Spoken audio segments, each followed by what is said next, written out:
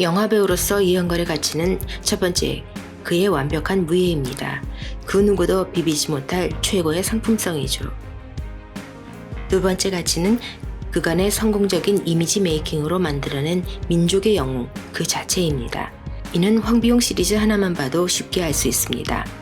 이영걸은 민족의 영웅답게 중국의 전통 가치를 지키면서 그들의 문화 속에서 혹은 머릿속에서 최고의 남성상이었습니다.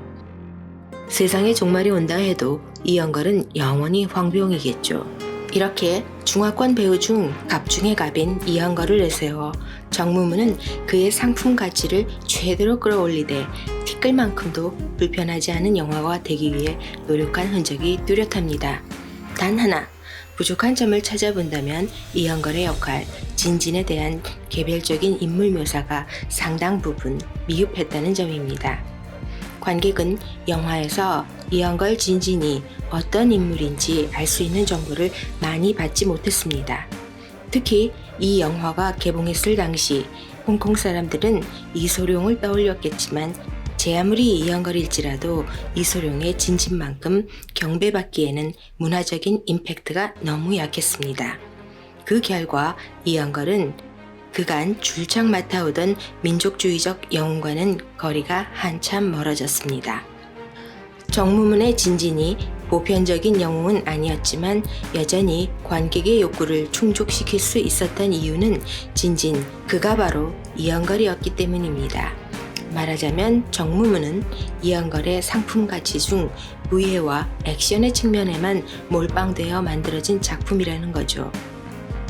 최초 개봉 이후부터 이영걸의 정무문이 100대 1의 전설 혹은 그의 미쳐버린 액션 빼고 다른 방향에서 언급되고 평가된 적은 없었습니다.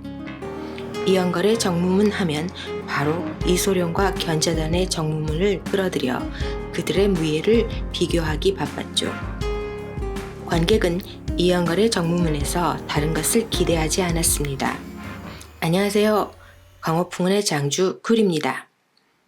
이번 영상은 1994년작 이영걸의 정무문입니다. 1972년 이소룡의 정무문 이후 수없이 많은 영화들이 정무문의 아류를 만들어냈지만 그래도 이소룡의 정무문에 비벼볼 만한 작품은 이영걸의 정무문입니다. 이번 영상으로 이영걸의 정무문은 어떤 의미를 가질 수 있을지 짚어보는 시간을 갖도록 하겠습니다. 많은 시청 부탁드립니다. 이영걸의 정무문이 이소룡 정무문의 리메이크라고는 해도 두 영화 사이엔 간과할 수 없는 시간의 흐름이 있습니다. 1972년과 1994년 사이엔 22년이라는 시간의 갭이 두 영화 사이에 존재합니다. 22년 이후 만들어졌다고는 해도 리메이크인데 별반 다를 것 없다고 생각할 수도 있겠습니다. 하지만 구린말로 10년이면 강산도 변한다는데 홍콩에서의 94년은 그야말로 앞을 예측할 수 없는 혼란스러움이 가득했을 시기입니다. 왜냐하면 97년 홍콩의 중국 반환을 코앞에 두고 있었기 때문이죠. 잽싸게 중국 당국의 눈치를 볼 것인가 아니면 뻗팅길 것인가.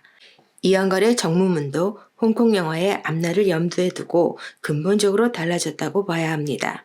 이영걸의 정무문은 정치적인 성향을 완벽히 배제시킨 후 개인적인 서사에 중심이 맞춰져 만들어졌습니다. 그동안 이영걸이 황비용에서 보여줬던 역사의식을 담은 내용, 그리고 예술적 형식의 하나였던 액션 장면은 변화되었다고 봅니다. 어느 정도까지 창작이 가능할지 가늠해보는 시도일 수 있겠다는 생각도 듭니다. 비교를 해보자면 이소룡의 정무문이 개봉된 72년은 사뭇 분위기가 달랐습니다.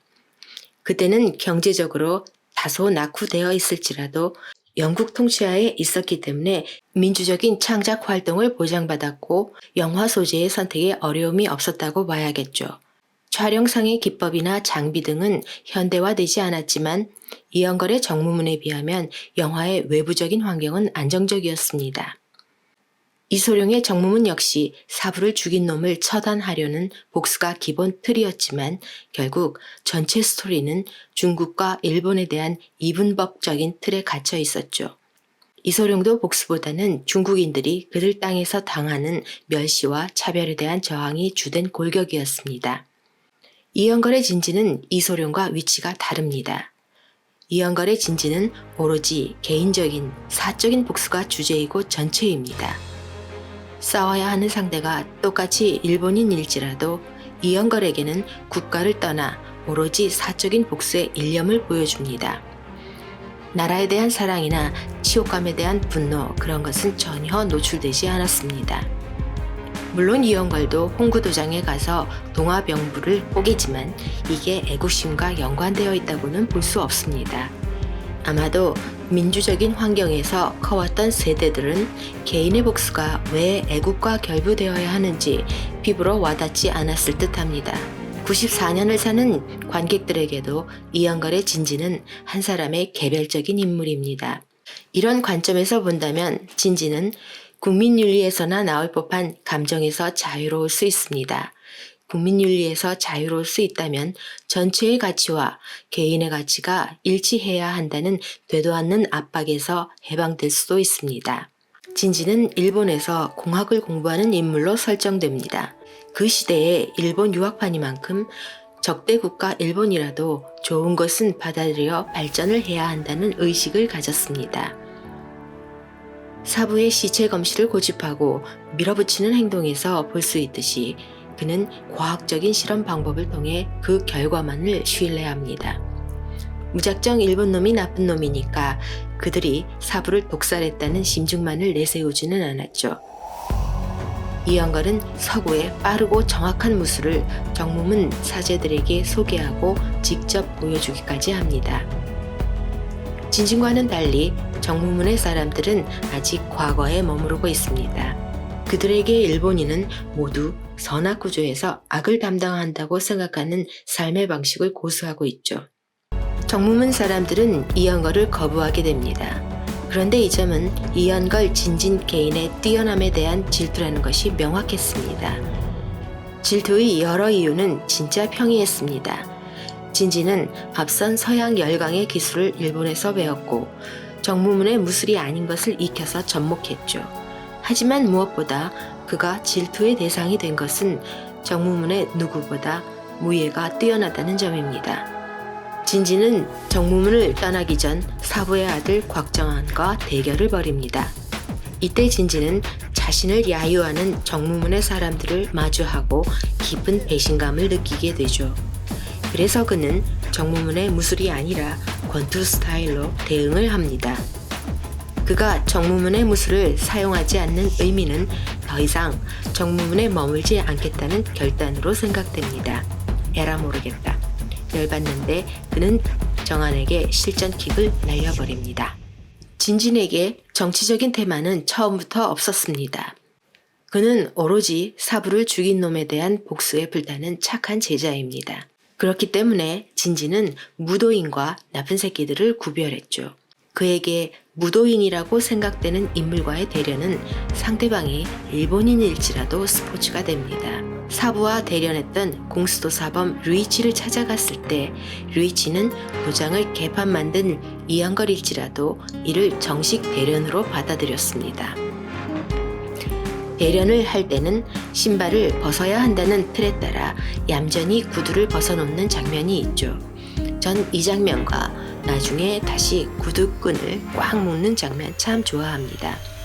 류이치조차도 자신이 비겁한 수로 이겼다는 사실을 알게 된 후 불명예로 여기게 됩니다. 이렇게 일본인의 묘사를 보더라도 획일적인 선악구도에서 벗어났습니다. 일본인은 크게 무도인과 군벌이로 구별됩니다. 말하자면 일본인 사이에도 좋은 분, 나쁜 놈이 있다는 거죠.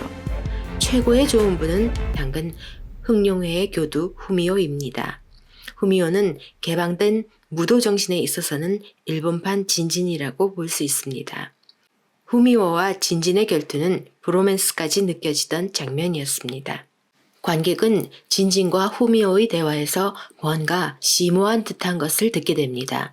뭔 소린지 당초에 모르겠으니 패스하고 이해한 것은 달랑 하나입니다. 무술에 대한 열정만 가지고는 살인 기량이 뛰어난 자를 이길 순 없다는 것이죠. 살인 기량을 가진 자들, 그들은 개인이 아니라 국가이며 군대입니다. 그 능력을 가지고 세계 패권을 꿈꾸는 것이죠. 아무리 개인기가 뛰어나다 한들 민간인이 군대를 꺾을 수는 없습니다. 살인 병기의 대표가 바로 후지테라 일본 군인입니다. 후지테라는 중국인들을 문화로서가 아니라 무력으로서 대합니다. 그렇기 때문에 후지테라가 밀어붙였던 정무문의 정복은 도장 깨기와는 또 다른 의미였습니다. 상하이 사람들의 정신적 지주인 정무문을 부수고 다음엔 상하이 그 자체를 점령, 그 이후에는 중국 대륙 전체를 전쟁의 발판으로 삼는 것이죠. 후지테라는 사무라이와 같은 전통적인 일본 무사가 아니었습니다. 일본 황제를 위한 황군이었죠. 후지테라에게 사무라이 전통은 정무문만큼이나 걸리적거리는 것입니다. 그야말로 황제를 위해서라면 자기네 일본 문화까지도 개무시할 수 있는 놈인 거죠. 후지테라는 손으로 못을 때려박는 등 힘만 센 놈으로 묘사됩니다. 그가 짜증났던 이유는 그가 나쁜 놈이기도 하지만 차력사처럼 그를 묘사한 것과는 달리 진짜 살인병기의 능력을 보여주며 실력도 뛰어났다는 점입니다. 이연걸이 언제 그렇게 허벌나게 터진 적이 있었던가 생각하면서 열이 확 받았습니다. 살인병기를 상대하려면 이연걸 자신도 살인병기가 되어야만 했고 여기에서 액션 영화사의 길이 남을 이연걸의 처절한 액션이 펼쳐졌습니다. 후지테라를 제외한다면 정무문의 스토리는 갈등 요소가 거의 보이지 않습니다. 말하자면 서사와 등장인물들의 묘사가 단순하다는 것입니다. 진진의 성격도 누구나 알 수 있듯이 묵직함으로 일관되었습니다. 그 반면 이연걸의 모든 이미지를 때려박아 지나치게 오락성이 강조된 점도 간과할 수는 없죠. 관객은 액션씬 이외에는 무감각하게 받아들였고 100대1의 전설은 지금까지도 살아남았습니다. 물론 100대1의 전설에서도 관객은 카타르시스를 느끼기에는 충분합니다. 수많은 이미지들을 폭격하듯이 던져준 후 진지는 해피엔딩을 맞이합니다. 마지막 장면에서 누군가 이연걸에게 이제 어디로 갈 거냐고 질문을 합니다. 나라가 없으니 사랑이나 찾아갈까라던 그의 한마디로 인해서 저는 이연걸에게 박수를 쳤습니다. 진진도 전통적인 남성상에서 벗어나 개인적인 행복을 추구할 권리가 있지 않겠습니까? 지금까지 강호풍은의 글이었습니다. 끝까지 시청해주셔서 감사합니다.